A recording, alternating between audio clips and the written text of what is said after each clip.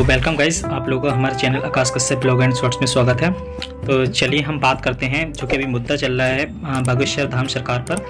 तो गाइस मैं आपको बताना चाहूँगा कि बागेश्वर धाम सरकार, चाहे हमारी सरकार हो या बागेश्वर धाम सरकार हो, तो गाइस मैं आपको बताना चाहूँगा कि बागेश्वर धाम सरकार का अभी कुछ दिन पहले नागपुर में दरबार लगाया गया था, जो कि 7 दिन का ही था। लेकिन यूट्यूब पर मीडिया वाले लोग चला रहे हैं कि उनका दरबार 9 दिन का था, जो कि वो 2 दिन पहले वहाँ से भाग चुके थे। लेकिन गाइस मैं आपको बताना चाहूँगा ऐसा कुछ भी नहीं था।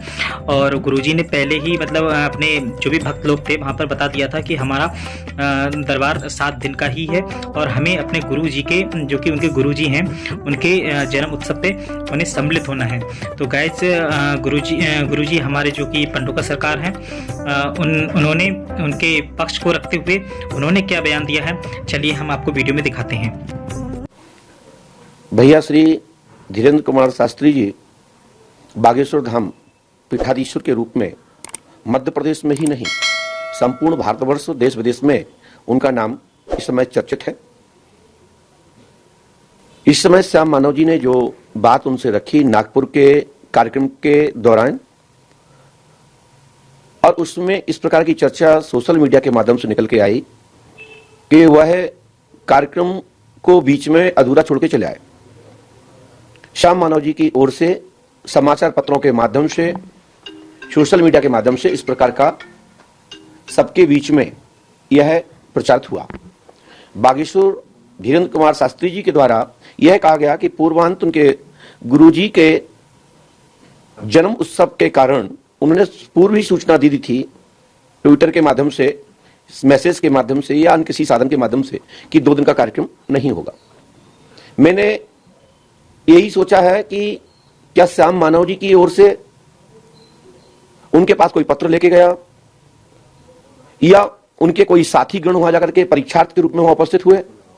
यदि ऐसी अवस्था में उनके भावों को, उनकी पीड़ा को नहीं समझा और समय छोड़कर समय से पहले ही मध्य प्रदेश के लिए रवाना हुए, तो पूरे मध्य प्रदेश के लिए नहीं पूरे दुनिया के लिए खेद का विषय है कि एक संत मैदान नहीं छोड़ता, एक सैनिक कभी मैदान नहीं छोड़ता।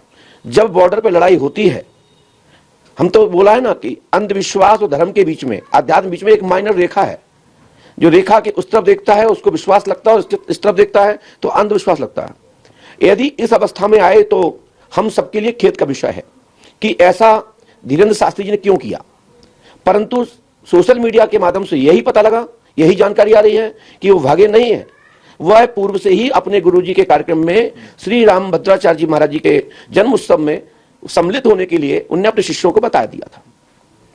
अब रहा सवाल परीक्षा का, तो परीक्षा अपने विषय पर किसी भी व्यक्ति को नहीं कतराना चाहिए, चाहे वो डॉक्टर्स हो, चाहे एडवोकेट्स हो, चाहे गुरुजन हो, चाहे आचार्यगण हो। हमारे यहाँ भी एक संसद होती है, धर्म संसद, जिसमें एक श्लोक गलत हो जाने पर अनेक आचार्यगण उस पर टोक देते हैं और कहते हैं कि इसका अर्थ यह नहीं है।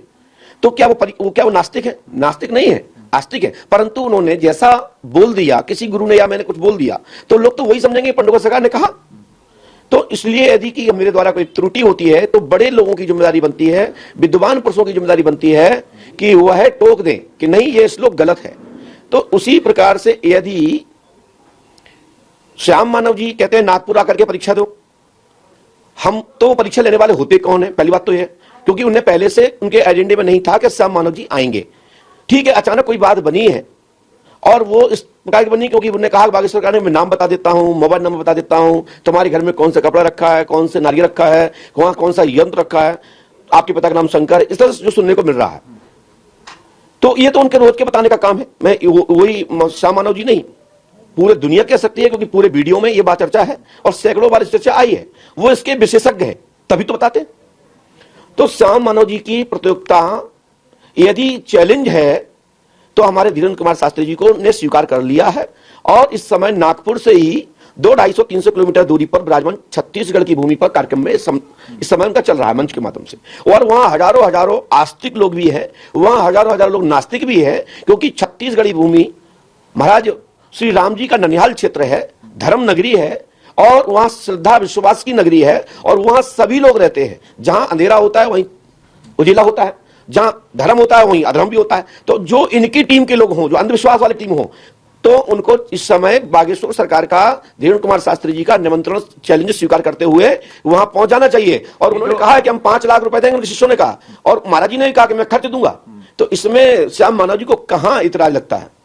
जाना चाहिए, क्योंकि पास की बात है। पंडोखर धाम तो लगभग उनको 1500 किलोमीटर 1200 किलोमीटर दूरी पर पंडोखर धाम है, तो वहीं मिल ले। यदि वहां पर कोई बात नहीं बनती है और समझ में नहीं आता है, तो पंडोखर सरकार का दरबार मध्य प्रदेश में लगता है और 365 दिन लगता है, अमावस्या से अमावस्या। पहले अमावस्या से पंचमी तक लगता था, अब 365 दिन प्रतिदिन दरबार लगता है। बाहर होने की स्थिति में अवकाश रहता है, परंतु पहले से भक्तों को बता दिया जाता है कि हम 4 दिन नहीं बैठेंगे, हमारा कार्यक्रम पूर्वांत बाहर लगा हुआ है। पंडित जी, इसमें शक्तियों की बात आ रही है, सोशल मीडिया का चूंकि आपने जिक्र किया कि ये अंधविश्वास है, कुछ लोग ये बात भी कह रहे हैं, और इसी को लेकर तो ये चैलेंज शुरू हुआ था। तो इसको लेकर पंडोरकर सरकार क्या सोचती है? देखिए, पंडोकर सरकार माने हनुमान जी पंडोकर सरकार। मेरा नाम गुरुशरण है और ब्राह्मण कुल से हूं। हनुमान जी पंडोकर सरकार की कृपा है कि उन्होंने मुझे चयन किया है। पंडोकर सरकार ने कोई चैलेंज नहीं किया किसी को। गुरु शरण जरूर आमंत्रण अपने प्रभु श्री हनुमंतलाल जी महाराज, श्री राघवेंद्र सरकार के परम भक्त श्री हनुमंतलाल जी महाराज जी का दर्शन करने के लिए उनको आह्वान करते हैं और कहते हैं कि पंडोकर धाम आइए, और जिनके माध्यम से मैं जो भी भक्तों को मार्गदर्शन करता हूं, जो भी समझ में आता है, उनके जो अमुक प्रश्न होंगे उनके उत्तर दिए जाएंगे। चाहे फिर वो आधार नंबर हो, चाहे वो पैन कार्ड नंबर हो, चाहे जो कानून के दायरे में रहेंगे उनको नहीं बताया जाएगा, क्योंकि कानून को हाथ में नहीं लिया जा सकता, परंतु कानून के दायरे में रहकर के कार्य किया जा सकता है। क्योंकि इस समय साधु संतों और धर्म की आलोचना का विषय है और पूरी दुनिया में इस समय तहलका मचा हुआ है कि बागेश्वर सरकार वहां से भगे, लेकिन बागेश्वर सरकार नहीं भगे। धीरेन्द्र शास्त्री जी वहां से आए और उनका पहले से कार्यक्रम था। तो आप कह रहे हैं पंडोकर सरकार क्या सोचते हैं, तो पंडोकर सरकार के गुरुशरण जरूर सोचते हैं कि पंडोकर धाम एक बार आए, और हमारा कार्यक्रम पूरे मध्य प्रदेश में नहीं पूरे भारतवर्ष में होता है। देश विदेश के लोग भी पंडोकर धाम आते हैं। धीरेन्द्र कृष्ण शास्त्री तो ये कह रहे हैं कि अगर FIR करनी है तो फिर सारे हनुमान भक्तों पर FIR कर दीजिए। देखिए, ये उनका आक्रोश में मांस की जीभ है, निकल गया होगा। वो ऐसा नहीं कर सकते, क्योंकि वो देखिए, हम लोग धर्म ग्रंथों की चर्चा करते हैं, धर्म ग्रंथों का अवलोकन करते हैं, उसी के माध्यम से मार्गदर्शन करते हैं। और उनका यही कहना होगा कि यदि जो पूजा पाठ करते हैं, भगवान को मानते हैं, देवी देवता को मानते हैं, अपने माता पिता को मानते हैं, तो जिनकी प्रति श्रद्धा है उन सब पे FIR होना चाहिए, उनका ऐसा कहना होगा। परंतु मैं तो इतना कहूंगा श्याम मानव जी से कि वहां नागपुर से रायपुर जाएं और वहां जाकर के उनसे मिले, उनकी चुनौती स्वीकार करें। उन्होंने चुनौती दी थी, उन्होंने चुनौती ले ली है, स्वीकार कर ली है, और उनके नजदीक में है। और रहा सवाल हमारी अन्य चैनल के माध्यम से, मैंने कहा था कि इसी प्रकार से पंडोकर धाम में तो 32 वर्ष से चल रहा है। अब तो भारतवर्ष में इतने गुरु हो गए हैं कि सभी पर्चा लिख रहे हैं। आप जिससे भी बात करो वही पर्चा लिख रहा है। आपको, ये तो बागेश्वर धाम की बात हो गई, हम तो सिर्फ आपकी अगर बात करें, आपको इस तरह की चुनौती वहां से मिलती है तो आप उसे स्वीकार करेंगे? देखिए, मैं तो 24 घंटा, जैसे आपने कहा कि आपको चुनौती मिलती है तो क्या स्वीकार करेंगे, ये बात सत्य है कि मैं स्वीकार 24 घंटा करता हूं। 24 घंटा लंगोट पहन के तैयार हूं, जब चाहे तहां। परंतु कुछ चीजें कानून के दायरे में वो नागपुर ही क्यों बुलाना चाहते हैं? क्या उसी दायरे में, उसी कानून के धारा के तहत क्या मुझे भी लपेटना चाहते हैं? जहां जहां ये धाराओं का के समावेश है, जो कानून की व्यवस्था है, जैसे धारा 70 के अधीन होने पर वहां भूमि नहीं खरीदी जा सकती थी, तो वहां कैसे खरीद लेते? रजिस्ट्री बेकार हो जाती। तो इसलिए आप उनको, यदि आप उनको निमंत्रण स्वीकार और चैलेंज करते हैं, कहते हैं हमको आज तक कोई ऐसा नहीं मिला, तो भारतवर्ष में ही पंडोकर धाम मध्य प्रदेश में दतिया जिले में है, जो 32 वर्ष से डंके की चोट पर चलता है, खुला दरबार चलता है। जो चाहे पूछे, आधार नंबर पूछे, पैन कार्ड नंबर पूछे, बैंक अकाउंट नंबर पूछे, लेकिन कुछ डिजिट बताई जाएगी, क्योंकि ये प्रतियोगिता का विषय है। पूरा क्यों नहीं बताया जा सकता? क्योंकि वो कहेंगे कोई किसी का पैसा चला जाए, किसी का OTP चली जाए, तो केस मुकदमा हम पर दर्ज हो जाएगा। हम उनका ही बताते हैं जो लगता है कि जो नास्तिक है और जो वास्तविक परीक्षा आस्तिक बनने के लिए आया है, उसके लिए कभी कभी बता देते हैं। परंतु ऐसी अवस्था में मैं संपूर्ण श्याम मानव जी के चैलेंजों को स्वीकार करता हूं, और श्याम मानव जी का नहीं, श्याम मानव जैसे जितने लोग भारतवर्ष में हैं और यो जितने नास्तिक प्रवृत्ति के लोग हैं, सबको मैं पंडोकर धाम के लिए आह्वान करते हैं। और मैं मध्य प्रदेश में ही की राजधानी में भोपाल से समय बात कर रहा हूं, और भोपाल में मेरा निवास है, मीना रेजिडेंसी JK रोड में 198 मेरा निवास है। जब चाहे तब मैं अपने निवास के माध्यम से, और दरबार की स्थिति में लगता है, मदारी का खेल नहीं, जहां लाओ डमरू बजा दो।